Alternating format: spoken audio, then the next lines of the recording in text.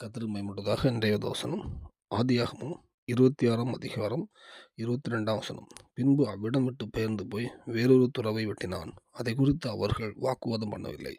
அப்பொழுது அவன், நாம் தேசத்தில் பல்கும்படிக்கு இப்பொழுது கர்த்தர் நமக்கு இடம் உண்டாக்கினார் என்று சொல்லி அதற்கு ரெகோபோத் என்று பெயரிட்டான்.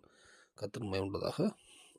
ஈசாக்கு வாழ்ந்த காலத்தில் நம்ம தெரிஞ்சுக்கணும், அவர் அநேக துறவு வெட்டுறாரு. அது எல்லாருமே அவங்க வாக்குவாதம் பண்ணி அதை எடுத்துறாங்க.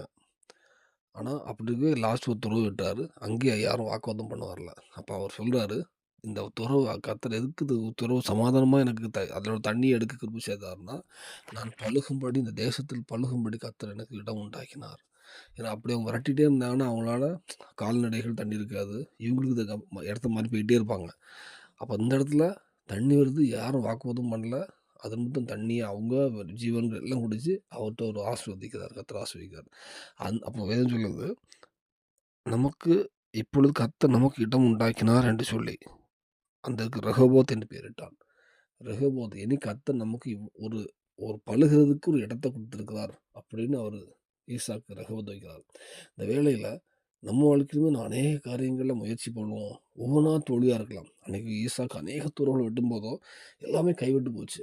எல்லாமே வாக்குவாதம்னு எடுத்துட்டாங்க, தூத்து போட்டாங்க.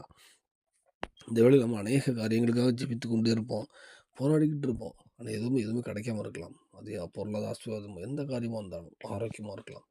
நம்ம பிரயாசப்பட்டு கேட்டே இருப்போம், எல்லாமே ஸ்டாப் ஆகிருக்கலாம். ஆனால் ஒரு நாள் கண்டிப்பாக உங்களுக்கு ஒரு ரெகோபோத்தை கற்றுக் கொடுப்பார். ஆனால் ஈசாக்கு ரெகோபோத்தை கொடுத்த தேவன் உங்களுக்கும் நீங்கள் பழுகிறதுக்கும் இடத்தை கொடுப்பார். கண்டிப்பாக அந்த பூமியில் எல்லாவற்றிலுமே ஒரு சாட்சியுள்ள வாழ்க்கை உங்கள் ரெகோபோத் உங்களுக்கு எல்லாம் எந்தெந்த காரியம் ஜெபித்துக்கின்றீர்களோ அந்தந்த காரியத்தில் ரெகோபோத் கற்றுக் கொடுப்பார். இந்த பூமியில் எல்லாவற்றிலும் சாட்சியுள்ள வாழ்க்கை கற்றுத் தருவார். பரலோகத்துக்கும் ஆயத்தப்படுத்துவார். அநேக ஜனங்களை ஆயத்தப்படுத்தவும் பயன்படுத்துவார். அர்ப்பணிப்போம். தேவனுக்கு கிருபை செய்வாராக. ஆமென்.